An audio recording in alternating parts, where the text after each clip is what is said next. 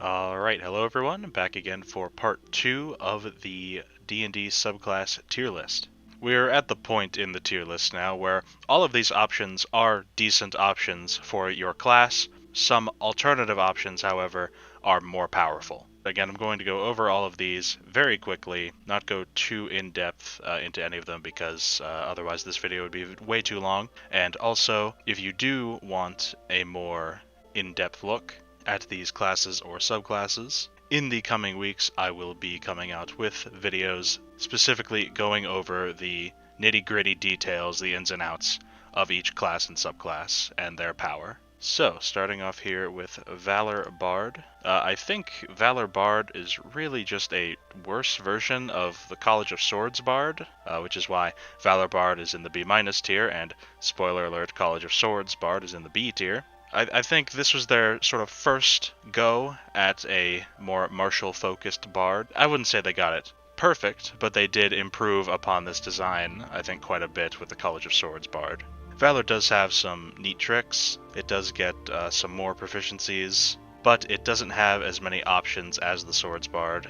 And also, I don't think it has as much raw power as the Swords bard, which is why the Valor bard is in B- here. Next up is Tempest Cleric, which is a pretty good martial-focused cleric. The ability that you get at first level to sort of thunderously rebuke attackers is pretty good. However, the Channel Divinity isn't the most useful, and the domain's expanded spell list isn't all that great. Specifically, I do not know why the expanded spell list does not include Lightning Bolt. Lightning Bolt is one of the best, if not the best, spell that deals lightning or thunder damage in the game, and for some reason, the Tempest Cleric does not get access to it. It is not on the regular Cleric spell list, nor is it on the Tempest Domain expanded spell list, instead opting for Call Lightning and Sleet Storm. Very interesting choice. Overall, if you're looking for a more martial-focused Cleric, there are better options, but Tempest Cleric isn't all that bad. Next up, we have Champion Fighter. Champion Fighter is by far the most boring class of Fighter, which is saying something because Fighter as a class isn't all that exciting anyway. All of the bonuses the Champion Fighter gets are passive. Champion Fighter is very straightforward, very easy to play, very simple to run, but it doesn't have those powerful, exciting options that a lot of other classes give.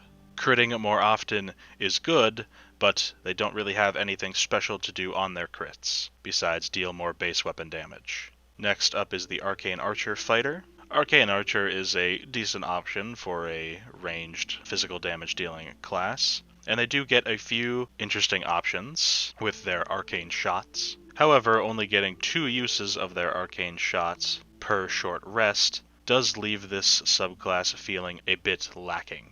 Besides the arcane shot options, the other bonuses the archetype gets aren't too exciting, aren't too powerful. Basically, it seems like they are trying to make expending the arcane shots less risky. Next we have Kensei Monk, or Kensei, I don't know how to pronounce it, but it's the monk that uses weapons. Again, this subclass is okay, but there are better options for your monk. The main problem with the Kensei Monk is that a lot of the extra features use up your bonus action, and as a monk, you want to be using your bonus action for an unarmed attack or for your different key abilities. Also, their 11th level ability, Sharpen the Blade, cannot be used on a magical weapon, which at 11th level you're most likely going to have. All in all, Kensei isn't that bad, and it is still a monk. However, I think it goes away from the core strengths of monk, leaving it in this spot in the tier list. Next up, we have Oath of the Crown Paladin. Crown Paladin, I think, is the worst of the paladins, which isn't hard given what it's going up against.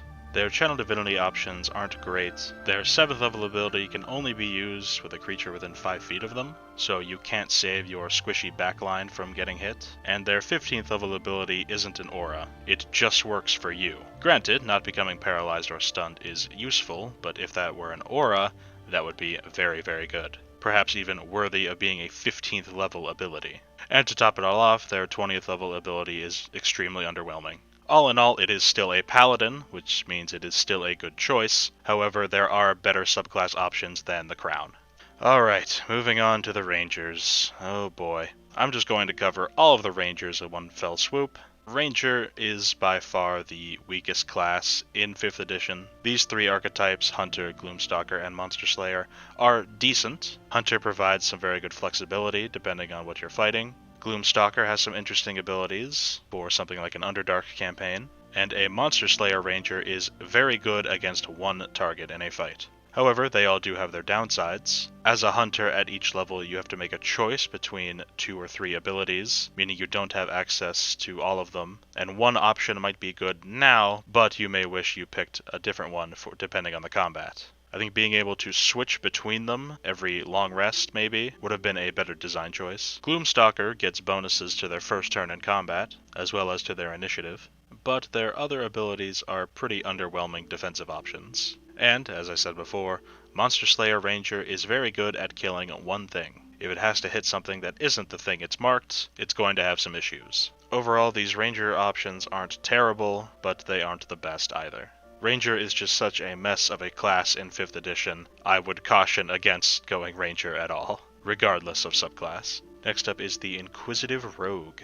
Overall, besides Mastermind, I think Inquisitive is one of the worst rogue subtypes. Needing to use their bonus action to get the extra option of their sneak attack is a pretty big downside, and really nothing else they get is too useful in combat, or gives any extra options. Next is Wild Magic Sorcerer. This one's pretty self-explanatory. Instead of going a good Sorcerer, getting free armor, free health, free movements, free anything, you instead leave it up to the dice. The Wild Magic table can be good, but most of the time it is going to be either a neutral effect or a bad effect. So its bonuses really aren't that great, especially when you compare this to the other Sorcerer subclasses.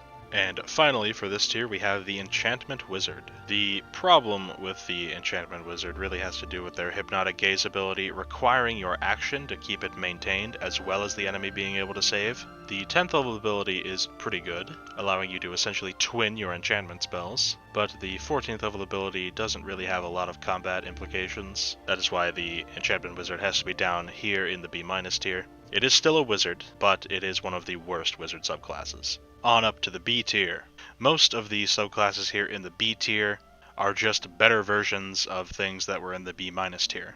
They all have pretty good upsides, some downsides, some non-combat abilities, but mostly dealing with combat. Berserker Barbarian. It gets to attack more, but at the cost of exhaustion. Ancestral Guardian Barbarian has some interesting abilities for defense and offense, both for themselves and allies, but it's often more useful to just hit things. College of Swords Bard, just a better version of the Valor Bard with more options, though they do not get proficiency in all martial weapons or shields. War, Forge, and Order Clerics, all martial clerics, all focusing on heavy armor and being in the front lines. War not getting a second attack, and also its last ability being pretty bad, aren't too good. Forge does get some nice bonuses, including being able to +1 an armor or a weapon, but that will eventually get outscaled. Their Channel Divinity is interesting, but not for combat, and they don't get proficiency with martial weapons. Order Cleric's pretty fun. Whenever you essentially cast a spell on an ally, you can command them to hit, but some of their other abilities are pretty lackluster. Land Druid gets more spells and their own version of Arcane Recovery, but their other abilities are garbage. Luckily, more spells and Arcane Recovery is good enough. Dreamz Druid is a healing druid. It's okay, though some other druid options are better, and if you want to heal, just play something else, like a cleric. The Sun Soul Monk can shoot the Kamehameha blasts, but casting Burning Hands isn't that great of an ability, especially at 6th level. Spending key points to make a worse fireball at 11th level isn't that great. And finally, the extra radiant damage they get with their 17th level ability isn't all that much. Redemption Paladin sort of gets the same ability as the Crown Paladin, but with a better range, and it's an aura, so its range increases. Their channel divinities are a bit better, specifically the Rebuke the Violent ability, but other than that, not all too impressive. There are better paladin options. Horizon Walker Ranger, the best of the rangers, which isn't saying much, but all of its abilities are useful in combat, and may even be pretty good, depending on the situation. It is still a ranger, so it has that downside, but it does have some neat, fun little abilities that you can play around with, which is why I think it is the best of the rangers. Arcane Trickster Rogue, it's a rogue that lets you cast wizard spells. A lot of the abilities have a focus on Mage Hand, which doesn't have a lot of use in combat, but out of combat it can be fun. Again, there are better rogue options, but if you want some magic with your stabbing, the Arcane Trickster is alright. Shadow Sorcerer is an interesting one. Its first level ability can only be used once per long rest, so not great. The Hound, I think, is a little weird and underutilized, but giving the target disadvantage on saving throws against spells while your Hound is next to them is very good. And being able to teleport is always fun. Aside from that, though, there are better bonuses that you get from other sorcerers. Fey Warlock runs into some of the same problems as Enchantment Wizard. Their expanded spell list isn't great. Their Fey presence is better than the Enchantment Wizard ability, and they get a free little teleport at 6th level. But their 10th and 14th level abilities aren't incredibly useful. Celestial Warlock is a warlock that tries to be a healer. It's alright, and it does get some cleric spells from its expanded spell list. And the Searing Vengeance ability is pretty awesome. However, everything else is a bit underwhelming. Conjuration and Transmutation Wizards are pretty similar. They have some good combat abilities as well as some pretty strange non-combat abilities that provide some utility. Conjuration gets some free teleports, or being able to swap places with a teammate, and Transmutation can get a free polymorph, though the CR of the polymorph is restricted. Overall, they're pretty good options. Up to the A- tier. For these options, I'm just going to go over essentially the flaws that make them not A tier. So starting off with the Shadow Monk, the Shadow Arts ability is okay, but spending 2 key points to cast a few situational spells isn't the best, and Cloak of Shadows requiring an action to become invisible in dim light or darkness isn't great, especially at 11th level that late into the game. Vengeance Paladin is one of the better paladins, but their 7th level ability is pretty underwhelming. Being able to move half your movement in addition to an opportunity attack is okay situationally, but it's not going to come up that often, and the other 2 paladins above this have much better abilities at that level. Conquest Paladin. Their Channel Divinity options are very good, however their Aura of Conquest isn't great, and neither is their Scornful Rebuke option. For Thief Rogue, Fast Hands is situationally useful, and Thieves Reflexes is amazing as a final ability, but Second Story Work, Supreme Sneak, and especially Use Magic Device are very situationally, if ever, useful. Divine Soul Sorcerer. The bonus spell you get may be okay, or it may be garbage. The Favored by the Gods ability can save you, but only once per short rest. And I'm just so confused at the Empowered Healing ability. Why are you trying to heal as a sorcerer? Just play a Cleric, play a Druid, play a Paladin, play something else. But if you are healing as a sorcerer, Divine Soul seems pretty okay. The fact that they do not get access to Healing Word, however, will hinder you severely.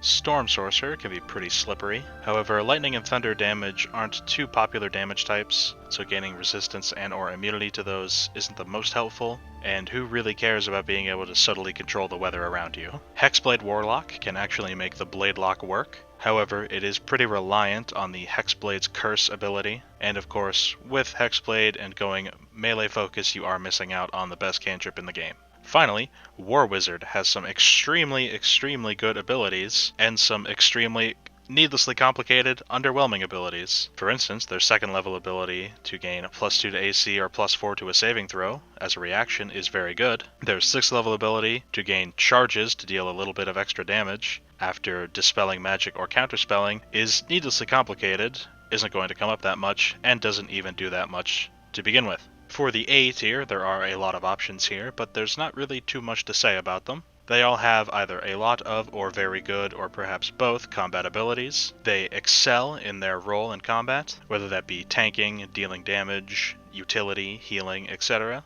And overall, they don't really have many, or if any, glaring flaws. All of these choices for subclasses are extremely good, if you are focusing solely on combat ability. And finally, we arrive at the S tier. These subclasses are the best of the best. Pretty much all of them have the same thing in common, is that they have one ability, or one thing that the class gives them, that is extremely strong, and just outweighs every other option in the book. For instance, the Divination Wizard Portent ability is amazingly strong, gives you 2 d20s at the beginning of each day to substitute in for different roles, either your own, a teammate's, or an enemy's. The Way of the Open Hand Monk has so many options to just knock around all the enemies, knocking them prone, pushing them back. It can heal itself, it can cast Sanctuary on itself, and of course it has its final ability, which is the Heart-Stopping Strike. The Circle of the Moon Druid is ridiculously strong early game, with its ability to wild shape into very strong creatures, and being able to wild shape twice per day into monsters you really should be...